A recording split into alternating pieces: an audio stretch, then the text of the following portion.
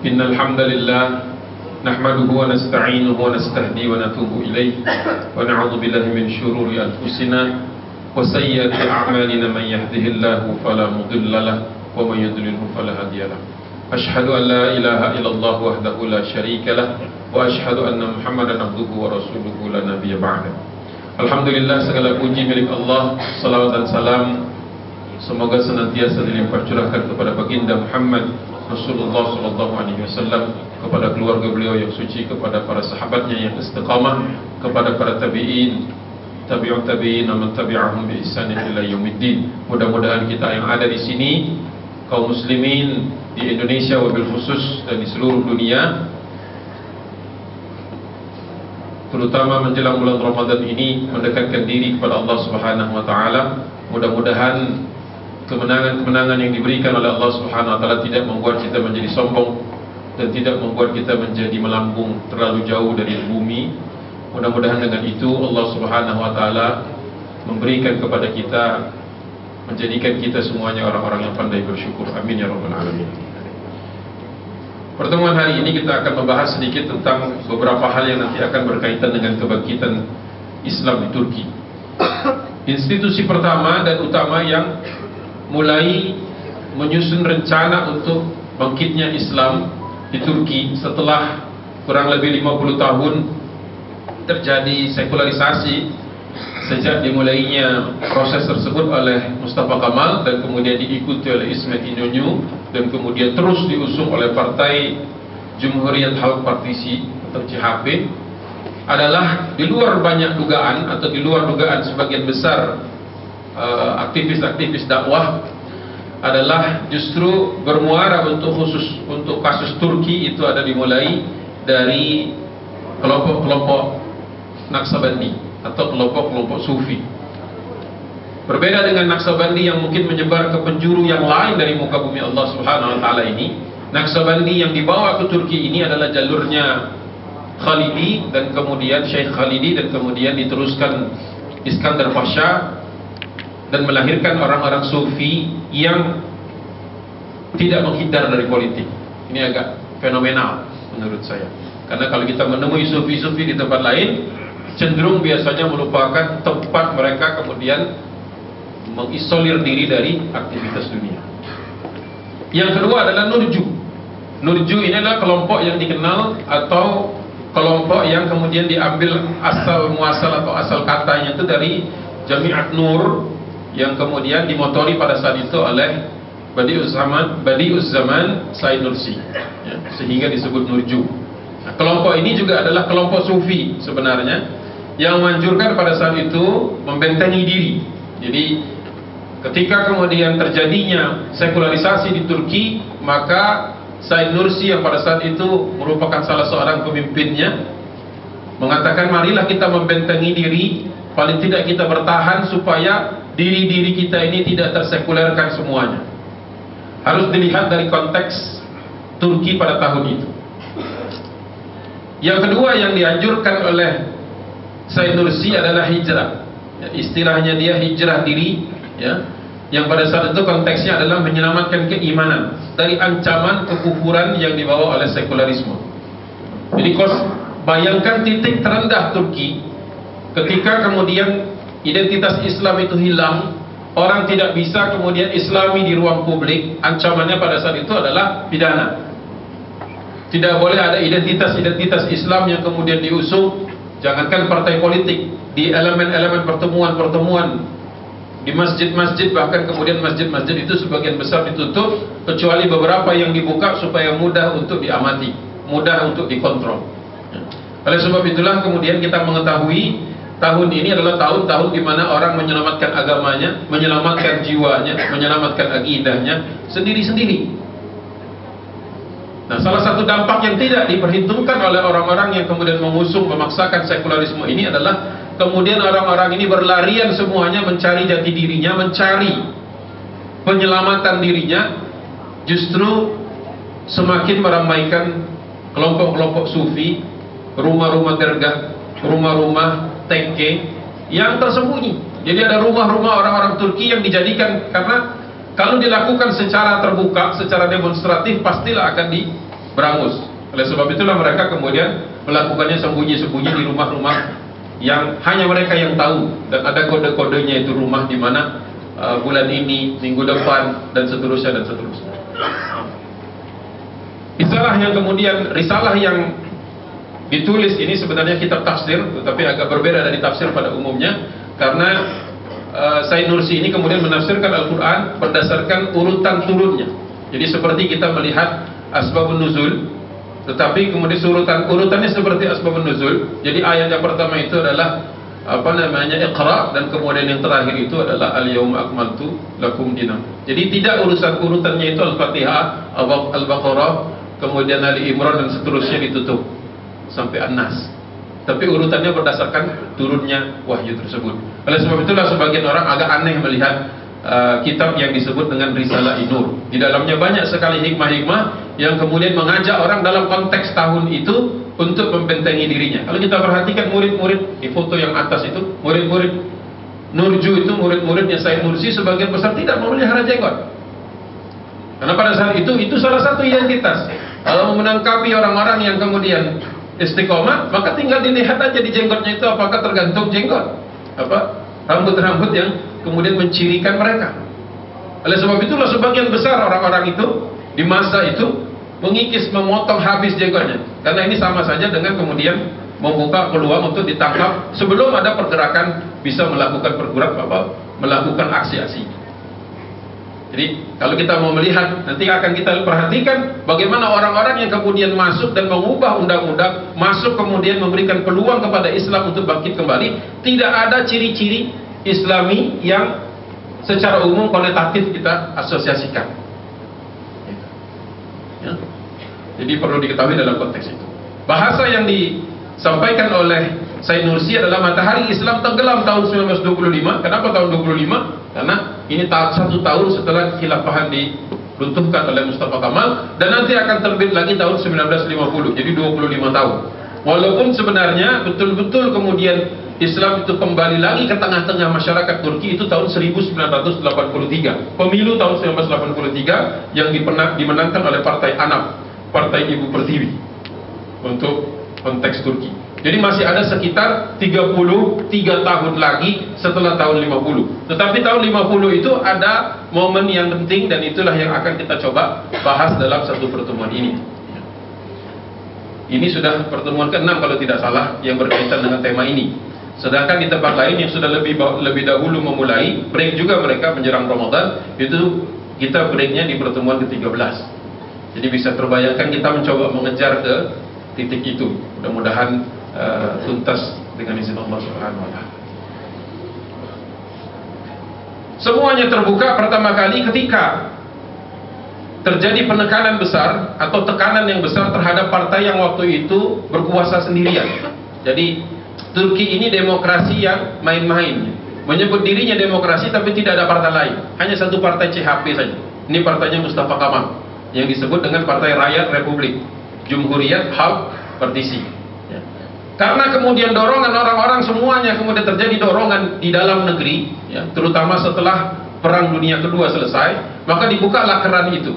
Dibukalah sebuah partai yang waktu itu diperbolehkan menyaingi atau berpartisipasi di dalam pemilu, yaitu Partai Demokrat, Demokrat Partisi atau DP. Ya. Berdiri tanggal 7 Januari 1946 dan langsung ikut pemilu Juli 1946. Jadi hanya punya waktu kurang lebih setengah tahun untuk kemudian melakukan persiapan pemilu. Tentu saja pada saat itu tidak ada satupun orang yang menyangka kalau kemudian Partai Demokrat Turki waktu itu bisa menyaingi CHP yang kadernya sudah di seluruh Turki, punya cabang-cabang di seluruh Turki, didukung sama militer dan didukung juga oleh birokrat sipilnya. Jadi hampir seperti pertarungan antara orang yang dibelenggu dengan kekuatan yang begitu besar. Ya. Sama mungkin yang kita hadapi kadang-kadang di negeri ini juga. Sepertinya kaum muslimin itu selalu dalam posisi tidak ada satupun yang mendukungnya kecuali Allah Subhanahu wa Ta'ala. Simbolnya tangan seperti ini, ya. Demokrat Parti tahun 1946. Nah, karena kemudian Partai Demokrat ini menjadi satu-satunya kekuatan yang bukan CHP, ya, oleh sebab itulah kemudian orang-orang semuanya dari seluruh elemen, bahkan elemen-elemen komunis sekalipun masuk semua ke Partai Demokrat itu, karena tidak ada yang mau terasosiasikan dengan partainya Mustafa Kamal. Ya. Karena CHP mengambil posisi sebagai simbol negara. Barang siapa yang cinta kepada negara Turki, maka dia ada di CHP. Barang siapa yang dianggap sebagai orang yang maju ke depan, bukan orang yang mundur ke belakang, maka ada di CHP. Barang siapa yang kemudian mendukung sekularisme, ada di CHP. Jadi terjadi kemudian polarisasi. Nah, DP ini pintar, walaupun waktu dia hanya setengah tahun untuk melakukan manuver-manuver, melakukan kampanye-kampanye yang sebenarnya di banyak tempat dilarang. Dia masuk kemudian lewat jalur bawah tanah. Pertama, konglomerat baru. Ketika itu kalau Anda tidak ada di CHP, Anda tidak ikut partainya Mustafa Kamal, Anda bukan birokrat dan Anda bukan militer, jangan diharap kemudian bisnis Anda, kalau Anda ke bisnis, mendapatkan bantuan. Jadi betul-betul dari nol dan harus kerja sendiri. Oleh sebab itulah banyak kemudian pebisnis-pebisnis baru yang tangguh. Kaum muslimin akhirnya karena tidak mendapatkan akses terhadap bantuan-bantuan negara menjadi tangguh. Nah, inilah yang disebut dengan konglomerat baru waktu itu. Jadi selalu ada keberkahan dalam semua kondisi. Jadi kita jangan pernah kemudian merasa seperti ditinggalkan Allah, naudzubillah, atau kita merasa kemudian kita ini sepertinya dalam kondisi yang buruk. Selalulah kita syukuri apapun kondisinya. Karena ternyata kesulitan yang dibuat antara tahun 25 sampai dengan 50, 46 ke atas, ternyata membuat kaum muslimin menjadi lebih tegar. Ya. Kalau di Indonesia, sebelum ada huru hara yang kita rasakan kemarin, mungkin masjid-masjid itu tidak seramai sekarang. Bahkan mungkin subuh-subuh. Ya. Kalau dulu di masjid di dekat saya itu hanya paling banter itu 2 shop. Sekarang bisa 4, bisa 5 shop. Dan saya rasakan mungkin juga di tempat-tempat lain seperti itu. Jadi jangan pernah kita kemudian dalam kondisi apapun kemudian berlepas diri dari Allah Subhanahu wa taala seolah-olah tidak ada lagi masa depan. Lahirlah konglomerat baru dan inilah ternyata yang mendukung dengan bantuan dana mereka untuk membesarkan Partai Demokrat Turki pada saat itu. Yang kedua, para pemilik tanah. Banyak orang yang kemudian tanahnya diserobot oleh negara. Di Indonesia juga terjadi penyerobotan terhadap tanah-tanah. Jadi kondisinya itu seperti berulang kalau saya lihat. Mereka-mereka ini kemudian diambil tanahnya, diambil secara paksa oleh negara atas nama negara dan kepentingan umum, walaupun itu kemudian diberikan kepada mereka-mereka yang kemudian menjadi tuan tanah baru. Ini juga kemudian masuk ke dalam DP, ke dalam Partai Demokrat. Yang ketiga adalah kaum intelektual. Kaum intelektual ini sebagian liberal, tetapi tidak mendapatkan tempat di CHP. Mereka liberal, tapi mereka tidak mau ikut dalam satu partai. Jadi kebebasannya inilah yang mendorong mereka kemudian merapat ke Partai Demokrat. Pemilik bisnis kecil, para pemuka sufi dan masyarakat pedesaan kalau secara umum kemudian masuk semua ke DP. Nah, di dalam inilah ada kaum muslimin di dalam. Mayoritas kaum muslimin ada di situ, walaupun kemudian banyak elemen yang lain. Positioning Partai Demokrat pada saat itu adalah suara pinggiran masyarakat yang dimarginalkan. Jadi bahasanya tidak mengangkat istilah-istilah Islam. Jadi suara yang dipinggirkan, orang yang diserobot, orang yang dizalimi, masuk semua ke sana. Di luar dugaan pengamat politik maupun CHP sendiri, DP itu memperoleh hanya waktu itu 62 kursi dari 465. Sesuatu prestasi yang luar biasa karena dimulai pekerjaan itu hanya dilakukan kurang dari 6 bulan. Kurang dari 6 bulan, dari Januari sampai Juli. Ya, pertama kalinya seperti itu. Tetapi ini merupakan kebanggaan tersendiri dan merupakan shock terapi buat partai sekulernya Turki. Jadi justru kalau kita melihat pendekatan sekularisasi justru mendorong orang-orang kemudian untuk masuk ke dalam jalur politik. Mulai orang melihat ini ada kesempatan untuk kemudian mengalahkan. Ya, sudah dilihat tanda-tandanya dalam waktu pendek, apalagi kalau kemudian mendapatkan waktu sekitar 4 tahun sampai 5 tahun untuk menggalang kekuasaan. Semakin banyak kemudian akhirnya selama proses pemilu tersebut atau proses setelah pemilu, kemudian semakin banyak lagi orang-orang CHP itu yang terlihat borok-boroknya. Jadi kalau selama ini korupsi ditutup-tutupi, malah kemudian terlihat. Kalau selama ini tidak diketahui banyak orang, ternyata opresi mereka itu, kezaliman mereka itu justru terbuka. Oleh sebab itulah kemudian banyak orang yang mendorong atau masuk ke dalam barisan kaum muslimin, karena Islamlah waktu itu yang dilihat sebagai simbol keadilan, satu identitas yang hilang, serta yang bisa mewakili orang-orang yang ada di marginal. Oleh sebab itulah melihat di animo masyarakat yang begitu besar ke Partai Demokrat Turki, maka kemudian CHP mencoba mendinginkan masalah. Mereka tidak mau kemudian konstituen mereka pindah. Apa yang dilakukan? Pada Kongres ke-7 tahun 1947, persis setelah pemilu, mengambil langkah pendinginan dengan cara menormalisasi masalah keagamaan. Apa saja buktinya? Satu, mata pelajaran Islam yang tadinya sudah dikeluarkan, dibalikkan lagi. Jadi mereka khawatir kalau ini kemudian terlihat garis yang begitu jelas antara yang Islami dengan yang tidak Islami, dikhawatirkan nanti suara ini akan banjir lagi ke sebelah sana dalam pemilu berikutnya. Oleh sebab itulah kemudian dibuka mata pelajaran Islam di dalam kurikulum wajib sekolah-sekolah negara. Waktu itu belum ada dan tidak boleh ada sekolah swasta. Yang kedua adalah mendirikan sekolah Imam Khatib. Nah, ini akan nantinya menjadi sumber pencetakan kader-kader dakwah secara terselubung di bawah kalau bahasa saya di bawah hidungnya orang-orang sekuler. Sekolah Imam dan Khatib ini adalah tadinya dirancang sebagai sekolah supaya imam-imam yang memimpin sholat dan khotib-khotib yang khutbah itu semuanya pro kepada pemerintah, pro kepada sekuler. Tetapi kemudian karena sekolah ini menjamur di mana-mana, ini yang kemudian dimanfaatkan oleh para aktivis muslim, aktivis muslim untuk masuk ke sana, sehingga punya surat, punya semacam kartu identitas yang memungkinkan mereka untuk masuk ke masjid-masjid. Karena tanpa kartu identitas itu, kalau Anda kemudian berbicara di podium atau memimpin sholat, langsung ditangkap. Jadi harus ada sertifikat khatib.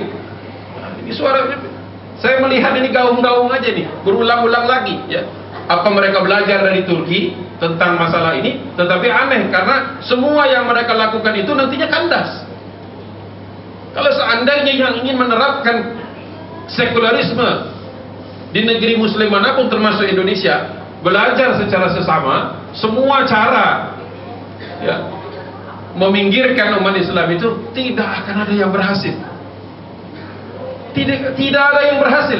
Mungkin lama, mungkin pendek, tergantung tingkat kesemangatan umatnya itu kembali. Kalau yang santai mungkin bisa 50 tahun. Tapi kalau yang cepat bisa 30 tahun.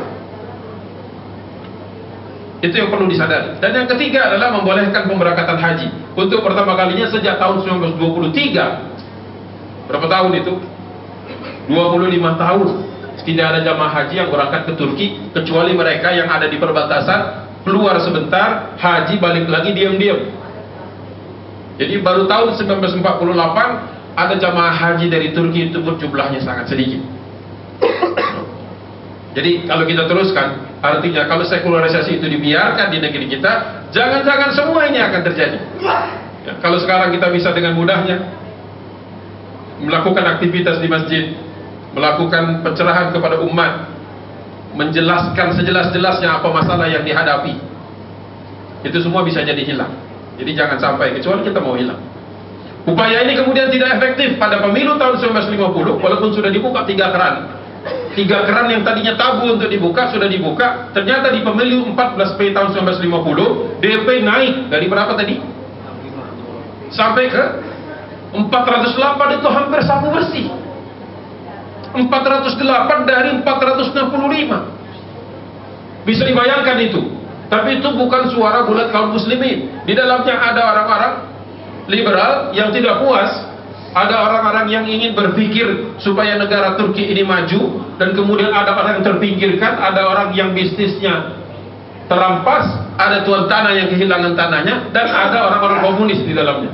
Ingat, ketika kita membaca komunis, konteks Turki dengan konteks Indonesia itu berbeda. Kalau di Indonesia komunisme itu memang dilarang dan tidak boleh berdiri lagi, karena sudah 2 kali dia melakukan pemberontakan keji di Indonesia. Di Turki sampai sekarang masih diperbolehkan, karena mereka tidak pernah angkat senjata. Sekalinya angkat senjata pernah dipukul habis. Jadi dianggap satu mainan kecil oleh Mustafa Kemal. Bahkan oleh Mustafa Kemal itu dibuatkan satu partai komunis, tetapi yang dipegang oleh teman-temannya supaya orang ini nggak kemana-mana, nggak lihat. Untuk pembahasan itu nanti kita perlu waktu yang terpisah di sesi yang terpisah. Seperti apa perangnya pada saat itu? Bahkan waktu itu partai Atatürk itu menggunakan muslimah berhijab waktu promosi atau waktu melakukan kampanye di tahun menjelang tahun 1950. Itu bukti kekalahan kalau menurut saya. Kalau dia memang sudah konsisten bahwasanya sekularisme itu lebih baik daripada Islam, sudah nggak usah pakai simbol Islam sama sekali. Ketika dia menggunakan, terpaksa mungkin menggunakan simbol-simbol Islam, 1-0 dia sudah merasa tidak bisa lagi jualan kecuali kemudian simbol Islam di ternyata masih butuh juga dia itu. Garis bawahi itu.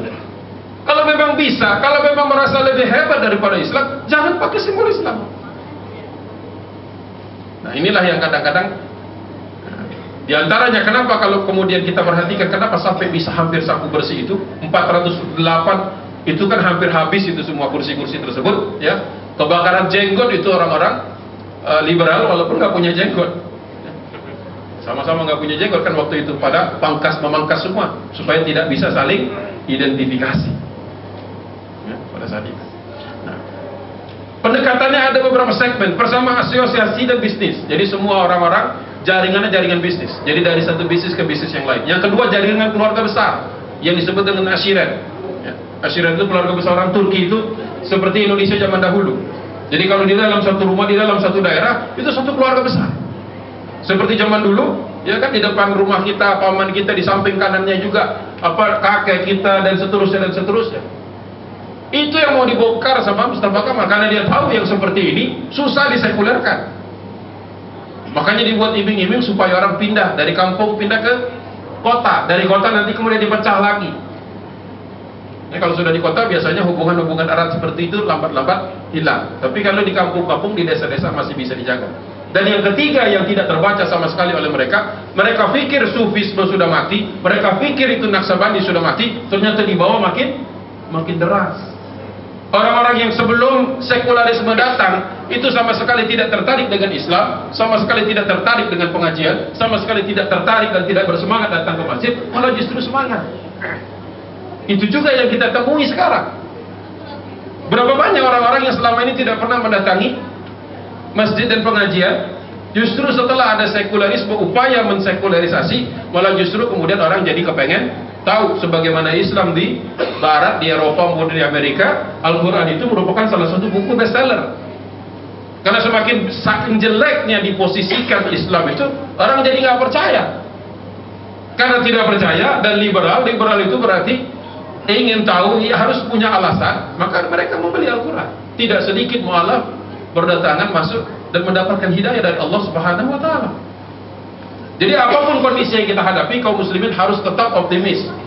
Ya, walaupun harus seimbang antara khauf dengan rajanya, antara khawatir dosa-dosa kita nanti akan memberatkan hisab kita dengan raja bahwasanya Allah itu Maha Pengampun. Seimbang. Ya. Lanjut. Akhirnya mati langkah yang namanya CHP. CHP ini saya ingatkan lagi merupakan partainya Mustafa Kamal. Mustafa Kamal sudah lama meninggal. Dia meninggal tahun 1938. Ini semua adalah persaingan dengan orang-orang generasi setelah Mustafa Kamal atau orang-orang seangkatan dia yang masih melanjutkan. Perhatikan setelah Mustafa Kamal meninggal dunia, itu yang namanya sekularisasi tidak turun, tapi justru naik. Itu berhasil mereka. Partai Demokrat secara konsisten menyuarakan bahwa politik dapat memaksa pemerintah untuk responsif. Jadi dia mengatakan, dan ini kemudian berhasil. Artinya apa? Kalau kita di luar sistem, kemudian kita melakukan demonstrasi atau kita melakukan sesuatu hal yang kemudian bisa dianggap sebagai membahayakan negara, jadi kata Partai Demokrat, percuma kita ada di situ. Maka akan disikat habis sama militer yang memang punya mandat untuk menghabisi siapa saja yang merongrong negara Turki. Jadi dia mengkampanyekan, Anda ingin merubah, Anda gak suka dengan Turki sekarang, apapun yang tidak suka itu. Kalau Muslim tidak suka dengan sekulernya, kalau orang liberal tidak suka dengan dihalang-halanginya untuk berpikir bebas. Dan apapun itu yang kemudian jadi masalah ada, masuklah ke sini. Jadi mainannya seperti itu, Partai Demokrat. Sehingga masyarakat datang dan berbondong-bondong walaupun tujuannya berbeda-beda. CHP tidak mampu mengatasi ini, tidak mampu mengatasi serangan politik ini, ya, karena sasaran Kemalis adalah mewujudkan masyarakat bebas kelas. Jadi waktu itu ada pandangan Mustafa Kamal supaya ingin menghidupkan utopia sosialis, supaya orang itu tidak ada sekat-sekat, sama semua.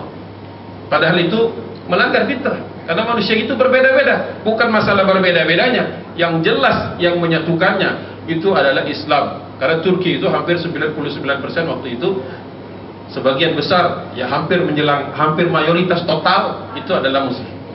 Ini yang keliru pandangan-pandangan sekuler terhadap sekularisasi di Turki. Partai Demokrat unggul karena tidak sebagaimana CHP mengakui kelas pengusaha, ya, bahkan mengakui kelas-kelas yang ada, dan kemudian justru didudukkan dengan tempatnya sesuai dengan tempatnya masing-masing. Ini tidak disamaratakan.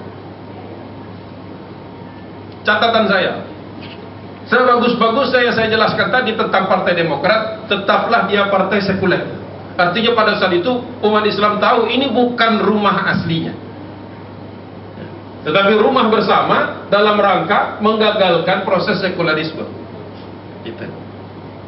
Jadi perlu diketahui juga, umat Islam tidak boleh kemudian ternina-bobokan atau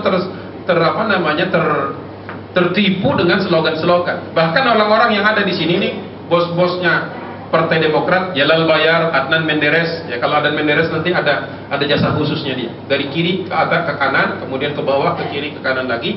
Ya, Fuad Küprülü, Fatin Rüştüzörlü, sama Refik Ferlantan. Ini adalah orang-orang yang, contohnya Jalal Bayar saja. Dia mengatakan di dalam pidato-pidatonya, kita tidak akan mendirikan kembali hukum syariah, tetapi masanya Muslim. Nah, ini saya heningkan sebentar. Harus dilihat dalam konteks Turki saat itu. Tidak ada satupun kendaraan politik yang bisa ditunggangi kaum muslimin. Tidak mungkin masuk ke CHP, tidak mungkin masuk ke dalam militer, tidak mungkin menjadi birokrat. Satu-satunya kendaraan bersama yaitu Partai Demokrat Turki. Ya, harus dipilih. Mau tetap di luar, tidak ada perubahan. Masuk ke dalam, dipimpin orang seperti ini, tapi dia juga mau menjatuhkan CHP. Ya, pilihannya tidak enak semua, kemudian diambillah kemudian untuk mudarat yang paling sedikit. Kalau militer dan CHP sudah jelas niatnya. Kalau yang ini masih jalan bersama, itu mungkin di antara pertimbangan mereka. Kebijakan konfrontatif terhadap kelompok-kelompok sekuler, kelompok-kelompok yang militer, ya, di akar rumput DP itu yang memaksa. Jadi karena makin banyaknya kaum muslimin yang berkuasa atau yang menguasai di level-level bawah, di grassroots, ya, di level-level cabang. Oleh sebab itulah kemudian elitnya sedikit demi sedikit kemudian terpengaruhi, mulai sedikit demi sedikit tidak alergi dengan tuntutan-tuntutan yang ada dari bawah. Mereka sadar kalau dari 408 kursi itu sebagian besar disumbangkan oleh pilihan-pilihan kaum muslimin yang menjadi konstituen mereka. Jadi ini betul-betul hubungan politik, bukan hubungan kedekatan akidah. Betul-betul hubungan politik, satu ijtihad untuk kemudian mengenyahkan sekuler menggunakan kekuatan liberal. Ya. Ambigu kebijakannya. Ya. Kebijakan ambigu Partai Demokrat pada dasarnya tidak membela Islam. Parlemen Turki pada tanggal 16 Juni 1950 mencabut artikel 526 di dalam salah satu undang-undang kriminal, undang-undang pidananya yang melarang azan. Itu geger CHP. Karena mereka menganggap orang-orang topnya Partai Demokrat itu sekuler. Ya, nggak salah. Tetapi karena derasnya permintaan dari bawah, derasnya konstituen ingin merubah satu saja di antara sekularisme yang begitu mengganjal, maka di tahun 1950, dari tahun berapa? Dari tahun 1937-38. Untuk pertama kalinya, terutama di kota Istanbul yang paling mengharukan itu, terdengar kembali azan Allahu Akbar, Allahu Akbar. Tidak lagi Allah Maha Besar, Allah Maha Besar. Dihapus. Tidak lagi ada. Jadi siapa waktu itu, sebelum ini dicabut, sebelum artikel 526 ini dicabut, kalau ada azan menggunakan lafaznya Bilal, yang dilafazkan oleh Bilal sebagaimana yang dimimpikan oleh para sahabat waktu itu dan dibenarkan oleh Nabi SAW, itu masuknya pidana. Azan itu masuknya pidana dulu kalau tidak mengikuti aturan pemerintah, aturan artikel 526. Nah, ini dicoret sama orang-orang sekuler dari kalangan Partai Demokrat. Jadi mengalahkan sekuler, menggunakan sekuler yang lain. Jadi harus cerdas. Kalau emosional gak dapet. Hilang, dan itu merupakan satu kemenangan besar. Ya, saya tidak tahu apa yang terjadi kepada Mustafa Kamal di di dalam kuburnya. Tapi yang jelas salah satu yang dia pernah bongkar dibangun kembali oleh kaum muslimin. Dibangun kembali oleh kaum muslimin. Kita nggak kebayang pedih dan sakitnya, karena kita nggak pernah merasakan. Jadi jangan kita pikir apa sih besarnya kok isunya jadi besar. Besar isunya. Coba kalau besok nggak boleh azan. Gak kebayang kan? Bangsa Turki pun tidak terbayang ketika waktu itu diberlakukan. Sehingga sampailah kepada tanggal 16 Juni 1950 itu. Di sisi lain, namun DP pada tanggal 25 Juli 1951, sekitar setahun setelah itu, mensahkan hukum yang melarang kriminalitas anti Ataturk. Karena apa? Begitu kaum muslimin yang ada di Partai Demokrat meminta ini dikabulkan, maka sebagian yang sekuler di dalam Partai Demokrat meminta, tolong dong, ya, hargai itu Mustafa Kamal Ataturk. Akhirnya dibuatlah satu aturan baru yang kontroversial. Karena waktu itu ada sebagian orang-orang sufi dari sekte Tijaniyah yang euforia dengan kemenangan 408 kursi tadi, kemudian mulailah secara demonstratif menistakan Mustafa Kamal dan simbol-simbolnya. Padahal belum saatnya, belum waktunya, dan masih dilindungi oleh hukum. Masih kuat hukumnya, tidak boleh menghancurkan atau tidak boleh menistakan, menghinakan simbol-simbol negara, termasuk diantaranya waktu itu Mustafa Kamal. Nah, ini yang disebut kalau bahasa saya isti'jal. Orang yang terburu-buru, baru bisa berenang sekali dua kali, tiba-tiba mau menyeberangi selat, dia ke bawah arus. Sehingga pada saat itu mereka merusak patung Ataturk yang ada di, dan orang yang bernama Kemal Pilagolu ini kemudian tervonis 15 tahun waktu itu, dan sampai sekarang itu masih berlaku. Jadi sebenci-bencinya Anda kepada Mustafa Kamal, kalau Anda lagi di Turki, jangan coba-coba. Ya, jangan coba-coba. 15 tahun itu masuk penjaranya. Misalnya ini ada patung Mustafa Kamal, entah apa yang Anda pikirkan Anda, ini dia yang meruntuhkan khilafah. Terus Anda ngapain? Terus kelihatan, selesai. Sampai sekarang. Ya sama seperti tiba-tiba ada orang asing datang ke Indonesia, tiba-tiba mencoret-coret Soekarno-Hatta. Gak ada yang suka di Indonesia. Seberapapun kita mungkin berbeda pendapat dengan almarhum Bung Karno dan almarhum Bung Hatta. Mungkin kita ada perbedaan pendapat, gak ada masalah. Tetapi kemudian menistakan simbol-simbolnya, gak boleh. Itu logika yang kemudian bermain di sana. Tanggal 25 Mei 1956, pengadilan kriminal di kota Avion menarik larangan terhadap Risalah An-Nur. Tadinya Said Nursi ini dianggap pembangkang, sehingga kemudian tafsirnya itu nggak boleh beredar.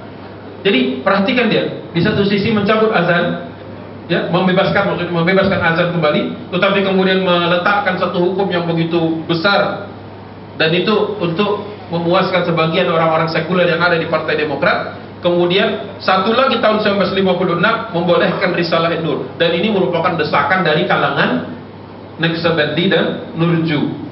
Masa satu kitab aja nggak boleh dilarang terus-terusan? Akhirnya dicabutlah, dan kitab itu menjadi bestseller, langsung dicetak dalam jumlah banyak karena yang nyari banyak di Turki waktu itu.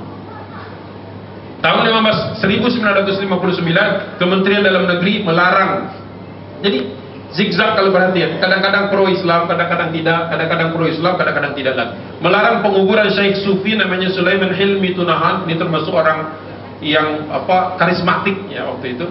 Dilarang dikuburkan di pekarangan Masjid Fatih. Ya padahal dia punya telusuran keluarga dan seterusnya yang memiliki hak untuk dikuburkan di situ. Tahun 1960, 23 Maret, parlemen melarang Said Nursi masuk ke kota Ankara. Namun sebagian pimpinan Partai Demokrat mendatangi pemakamannya secara tertutup. Jadi ada juga tarik ulur di antara pemimpin-pemimpin Partai Demokrat. Keburukan DP, kita harus seimbang. DP itu mengkooptasi kemudian Nurju, karena tahu kemudian setelah meninggal dunia Said Nursi tidak ada pimpinan yang karismatik, maka masuklah orang-orang DP mencoba untuk mengambil meraup suaranya, tapi kemudian memadamkan api perjuangan Nurju dan Naqsyabandi. Kemudian kebijakan Partai Demokrat yang berikutnya, liberal berhasil meredam radikalisasi kelompok-kelompok Islam sekaligus memperluas basis sosial pemilihnya. Ketika masuk perang dingin, perlu kita ketahui Turki itu kemudian ikut pro kepada NATO. Perlu kita ketahui setelah perang dunia kedua dia masuk sebagai member NATO. Karena waktu itu Eropa Barat, Amerika Serikat ingin membendung komunisme yang dipegang atau yang didorong oleh Uni Soviet. Dan Turki ini merupakan salah satu palang pintu kalau Uni Soviet mau keluar dari Laut Hitam. Oleh sebab itulah dia masuk ke dalam konstelasi NATO. Masuk perang dingin, Amerika Serikat menjadikan Islam sebagai front untuk menghadapi komunisme.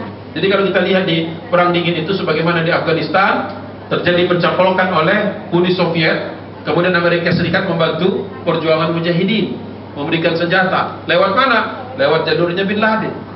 Keluarga besar Bin Laden itu dapat order besar waktu itu, memasukkan senjata masuk ke Afghanistan dan di tempat-tempat lain termasuk di Turki.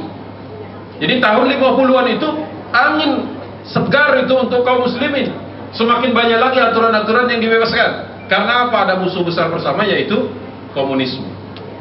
Jadi ada pola di antaranya. Kenapa kaum muslimin digandeng? Ketika musuh komunis itu sudah menjadi musuh yang dianggap lebih besar, ya, pasti digandeng. Menjadikan Islam sebagai front, jadi menjadikan Islam sebagai bumper. Jadi jangan terlalu bangga juga, dipasang sebagai bumper supaya kemudian ini berhadapan dengan komunisme. Pada masa ini pergerakan Islam berbaur dengan pergerakan anti komunis. Jadi ketika ada pawai-pawai anti komunis, maka pejuang-pejuang kaum muslimin masuk di dalam barisan itu, ya, karena umat Islam juga punya permasalahan dengan komunisme, ya, ateisme yang ada di dalamnya. Pergerakan Islam mengambil karakter waktu itu nasionalistik, anti komunis, konservatif, belum mengibarkan bendera Islam, baru mengibarkan bendera nasionalisme, bahwasanya kaum muslimin itu bisa cinta Turki juga, bisa cinta negara juga. Yang kedua adalah melawan anti komunisme, dan yang ketiga adalah konservatif. Konservatif itu lawannya liberal. Walaupun kita perhatikan sebenarnya Islam tidak betul-betul diberikan difasilitasi, hanya sebagian saja. Ini sudah cukup membuat militer kemudian gerah. Oleh sebab itulah di tahun 1960 terjadi kudeta militer.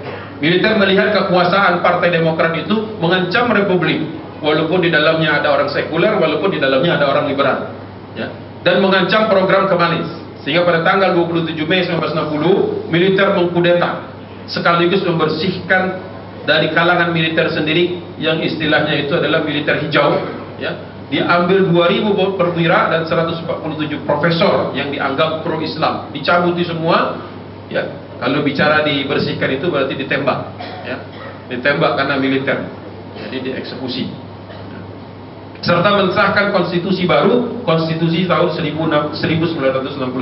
Jadi militer di Turki itu setelah dia kudeta, dia bikin konstitusi baru. Selalu polanya seperti itu, ya. Berikutnya kemudian mengeluarkan jabatan kepala staf. Ini detail-detail saya skip saja, ya. Tetapi yang paling malang adalah Adnan Menderes, Perdana Menteri dari wakil atau pernah menjadi tokoh Partai Demokrat. Orang Presiden Adnan Menderes inilah yang menandatangani pencabutan larangan azan. Dan ini yang paling dikejar oleh militer, ya. Dia bersama 2 orang, kalau tidak salah ya 2 orang menterinya itu ditangkap tanpa ada proses hukum, langsung digantung tahun 1990. Apa yang terjadi setelah itu? Kaum muslimin tiarap lagi, masuk lagi ke bawah tanah istilahnya. Partai dibubarkan, start dari nol lagi. Tahu nggak berapa kali start dari nolnya di Turki itu? Tahun 60 start dari nol, tahun 70 nanti start dari nol lagi, tahun 80 start dari nol. Hampir setiap 10 tahun terjadi putaran-putaran lagi. Baru tahun 2000-an awal barulah partai-partai Islam, terutama waktu itu diwakili oleh Akparti, tahun 2000-an terutama, kemudian berhasil berkuasa. Sekali-kalinya kemudian kudeta militer itu gagal setelah setiap 10 tahun sepertinya mereka kudeta. walaupun kudeta-kudeta terakhir itu sudah soft kudetanya itu. Kudeta terakhir yang kemudian mereka gagal adalah bulan Juli kemarin, tanggal 16 atau tanggal 15 Juli 2016. Sekali-kalinya gagal. Dan itu pun yang kemudian menggagalkannya bukan hanya personil atau orang-orang yang berasal dari partai Islam, tetapi dari partai-partai sekuler yang berhasil dirangkul oleh Akparti. Nah, itu mungkin sebagai penutup, ya. Hikmahnya adalah apa yang ingin saya sampaikan dari semua detail-detail tadi, di samping yang saya sudah saya sampaikan adalah umat Islam itu harus terus bertahan. Tidak boleh kita menyerah. Tidak boleh kita merasakan dunia ini sepertinya sempit. Ya. Masih banyak yang bisa kita perjuangkan dan harus tetap kita konsekuen dengan garis perjuangan tersebut. Dan satu hal lagi yang perlu kita garis bawahi adalah ketika umat Islam itu berpecah belah, maka mudah sekali untuk menghancurkannya. Oleh sebab itulah perlu sekali kita kedepankan, terutama nanti di bulan Ramadan ini, menjadi agenda besar kita untuk silaturahim antar pergerakan, silaturahim antar ormas, silaturahim antar segmen masyarakat muslim. Mudah-mudahan setelah Ramadan itu soft kita makin rapat. Tidak lagi kita terpecah-pecah dengan kelompok-kelompok, sehingga setelah Ramadan, ya, ingat masalah umat Islam masih panjang, ya, bukan tidak berakhir kemarin, ya, tidak berakhir kemarin, masih banyak perjuangan kaum muslimin. Mudah-mudahan dengan seperti itu Allah Subhanahu Wa Taala memberkahi kita semua. Billahi taufiq wal hidayah. Assalamualaikum warahmatullahi taala wabarakatuh. Pertama, memang Hizbut Tahrir tanpa I, Hizbut Tahrir saja memang pergerakan dunia yang dimulai di Timur Tengah juga. Itu memang salah satu di antara organisasi yang ingin mengembalikan kekhilafahan yang pernah diruntuhkan oleh Mustafa Kamal 1924 di Turki. Memang itulah kekhilafahan terakhir kaum muslimin.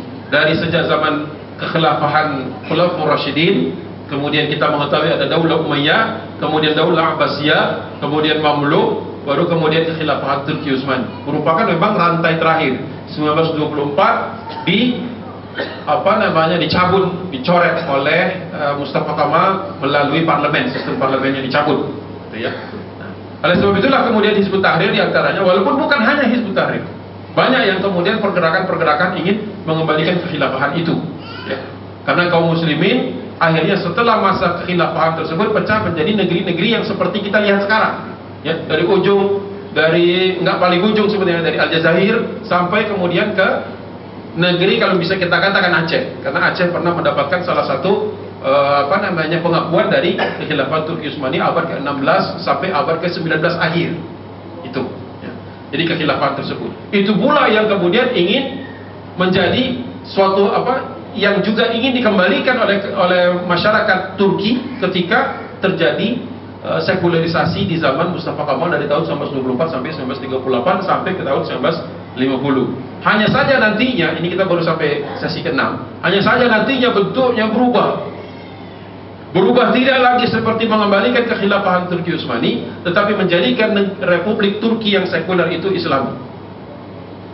Itu yang kemudian menggabungkan pergerakan-pergerakan yang ada di dalam tubuh masyarakat muslim yang ada di Turki. Itu jawaban saya. Bisa dipahami Pak ya? Nah, kalau yang Hizbut Tahrir di Indonesia ini mungkin case-nya berbeda. Nah, karena Hizbut Tahrir di Indonesia ini nanti isunya sudah dipelintir oleh media dan kemudian ada salah kaprah dari pemerintah, ya, dan secara hukum juga sudah banyak dibahas oleh, termasuk yang paling gamblang itu sama Bang Yusril, ya, sudah dibahas kalau membubarkan satu non partai politik ada prosesnya, nggak seperti orang istilahnya membubarkan. Kalau dia membubarkan begitu saja, ini harus ada tahapan-tahapan politik yang harus dilalui.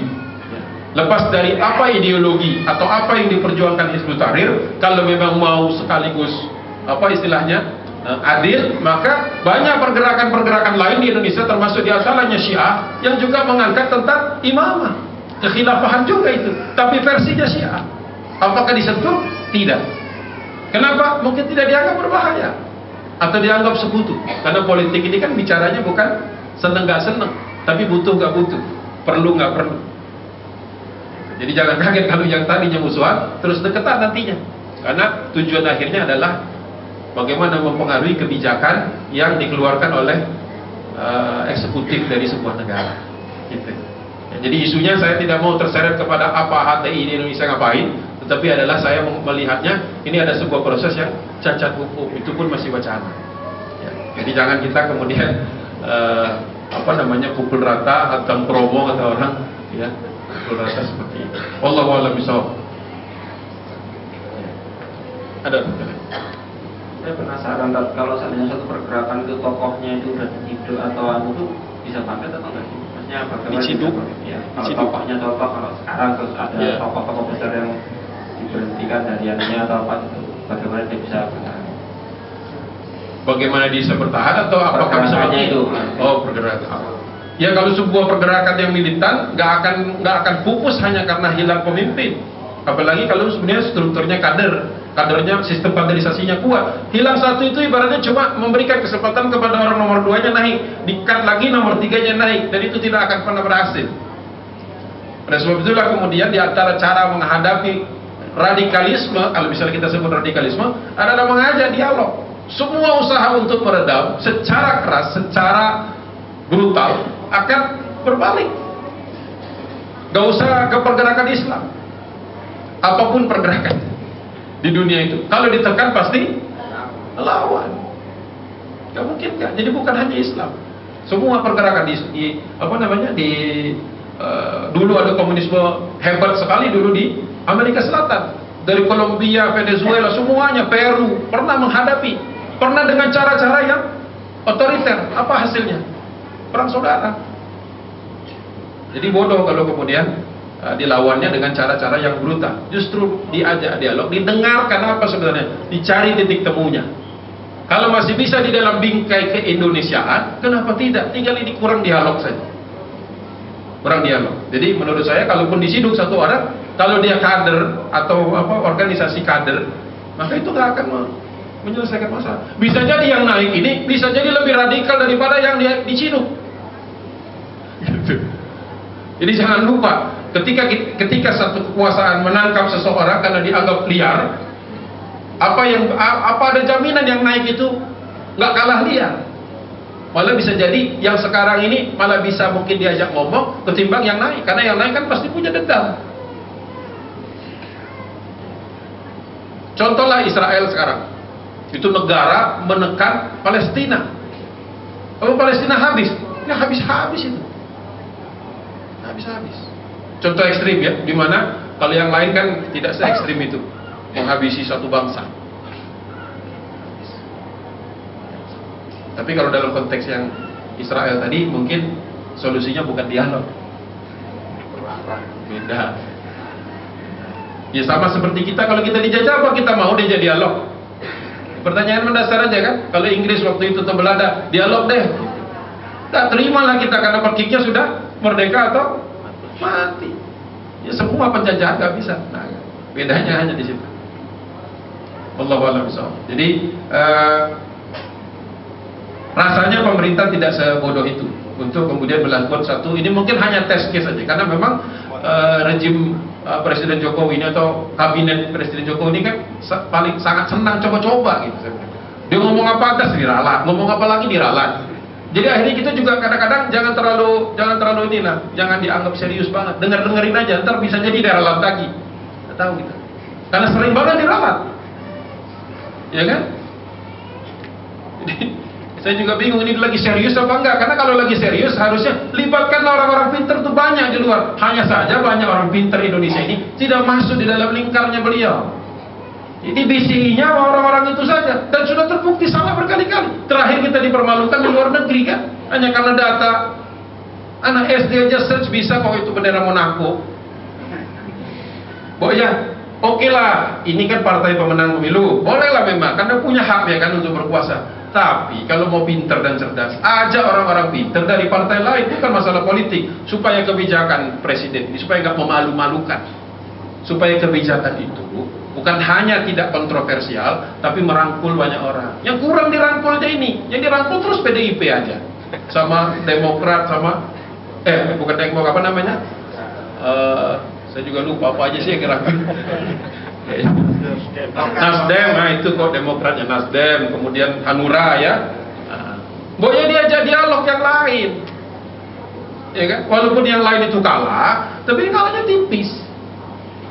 Kecuali kalanya mutlak, dia meraup 75% suara, bisa sendirian karena sudah mewakili. Kalau baru separuh, berarti 50-50 itu, bisa jadi salah, bisa jadi benar. Ajak dong yang lain, dialog.